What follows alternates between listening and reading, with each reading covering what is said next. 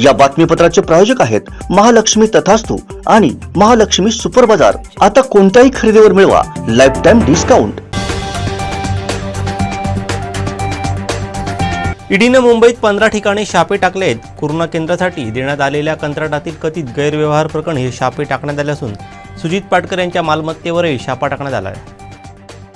राज्याचे शालेय शिक्षण मंत्री दीपक केसरकर यांनी आमदारांनी केलेला उठाव यशस्वी झाला नसता तर एकनाथ शिंदे यांनी गोळी झाडून घेतली असती असा खळबळजनक दावा केला आहे।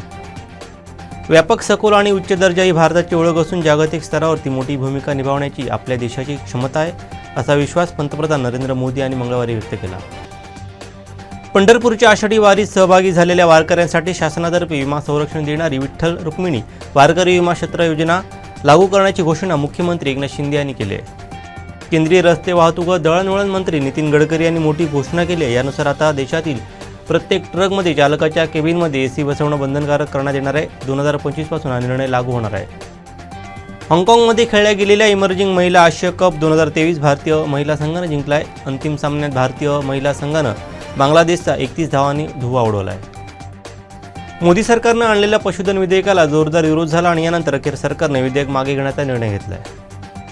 अंबरनाथ येथील एका महिलेची पैशाच्या हव्यासापोटी 3 विद्यार्थ्यांनी घरात घुसून 10 वर्षांपूर्वी हत्या केली होती। या हत्या प्रकरणात कल्याण जिल्हा व सत्र न्यायालयाचे न्यायाधीश RG वाघमारे यांनी 2 उच्च शिक्षित विद्यार्थ्यांना जन्मठेपेची शिक्षा सुनावली आहे। जून महिन्याचे अवघे 10 दिवस शिल्लक असताना बहुप्रतीक्षित मान्सूनचे अद्याप शहरात आगमन झालेले नाही, त्यामुळे चिंता वाढली आहे। कारण मुंबईला पाणीपुरवठा करणाऱ्या 7 तलावांमध्ये आवश्यक प्रमाण राज्य सरकारने ठेवलेला राखीव साठा वगळता एकूण 7.7% इतकाच पाणीसाठा शिल्लक आहे। इन्फोसिसचे को फाउंडर नंदन निलेकणी यांनी 315 कोटी रुपयांची रक्कम IIT मुंबईला दान केली आहे। गुजरातच्या अहमदाबादमध्ये रथयात्रेदरम्यान मोठी दुर्घटना घडली आहे। रथयात्रा पुढे सरकत असताना एका घराची बाल्कनी कोसळली आणि अनेक जण जखमी झाले।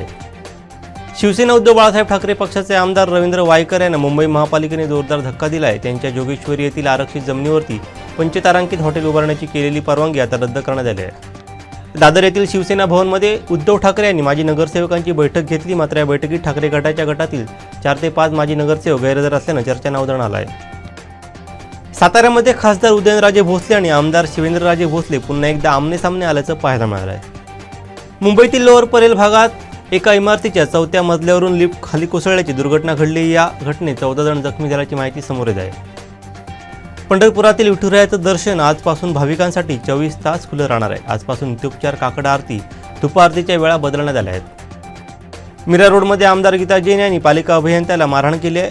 पेंकरपाडा भागात एका नागरिकानं घरात केलेल्या अनधिकृत बांधकामावरती पालिकेनं कारवाई केली। येत्या 48 तासात मुंबईत मान्सून दाखल होईल असा अंदाज हवामान खात्याने वर्तवला आहे। पुणे महाराष्ट्राचा दक्षिण मध्य भाग, मराठवाडा आणि उर्वरित महाराष्ट्राच्या भागात मान्सून सक्रिय होण्याची शक्यता आहे। आंबोली घाटामध्ये दरड कोसळलेल्या ठिकाणापासून सावंतवाडीच्या दिशेने सुमारे 200 मीटर अंतरावरती 150 फूट खोल दरीत अज्ञात पुरुषाचा मृतदेह मंगळवारी सायंकाळी निदर्शनास आला होता। बुधवारी सकाळी आंबोली रेस्क्यू टीमच्या सहाय्याने तो मृतदेह वर काढण्यात आला आहे। शिकारीला गेलेल्या तरुणाचा बंदुकीची गोळी लागून मृत्यू झाल्याची धक्कादायक घटना राजापूरमध्ये घडली आहे। राजकारणात कोण कधी कुठं जाईल हे सांगता येत नाही। या राजन तिलींच्या मताशी मी सहमत आहे, पण पुढचा सावंतवाडीचा आमदार हा याच व्यासपीठावरचा असणार, कोण असणार, कुठल्या पक्षाचा असणार हे आता सांगता येणार नाही। पण सावंतवाडीचा भावी आमदार राष्ट्रवादीच्या व्यासपीठावरच असणार असं वक्तव्य राष्ट्रवादी जिल्हाध्यक्ष अमित सामंत यांनी केलं आहे। नांदेड जिल्ह्यातील कंधार तालुक्यातील शेलाळी फाटा येथून एक विचित्र अपघाताची घटना समोर आली। या धावत्या बसच्या दाराचा हुक तुटून दरवाजा उघडला गेला। यानंतर या घटनेत एका प्रवाशाचा खाली पडून मृत्यू झाला आहे। न्हावेली घोडेमुख रस्त्यावरती भर रस्त्यात गव्यांचा कळप नजरेस पडला, यामुळे नागरिकांत भीतीचं वातावरण निर्माण झालं आहे। राष्ट्रवादी काँग्रेस पार्टीचे जिल्हाध्यक्ष अमित सामंत यांच्या वाढदिवसानिमित्त कुडाळमध्ये सर्वपक्षीय नेते मंडळी एकाच बॅनरखाली आली होती। यावेळी भविष्यातील राजकीय गणितांबाबतचं भाष्य उपस्थित नेत्यांनी केलं। ठाकरे गटाचे आमदार वैभव नाईक व भाजप जिल्हाध्यक्ष राजन तेली यांच्यात राजकीय उलथापालथीवरून चांगलीच जुगलबंदी रंगली होती। शैक्षणिक वर्ष 2023-24 साठी मुंबई महानगरपालिका क्षेत्रातील 11वी प्रवेशाची पहिली प्रवेश यादी आज सकाळी 10 वाजता ऑनलाईन पद्धतीने जाहीर करण्यात आली। 2,36,591 जागांसाठी पहिल्या गुणवत्ता यादी अंतर्गत एकूण 2,15,753 विद्यार्थ्यांनी अर्ज भरले होते। त्यातील तब्बल 1,36,229 विद्यार्थ्यांना महाविद्यालय मिळालं आहे।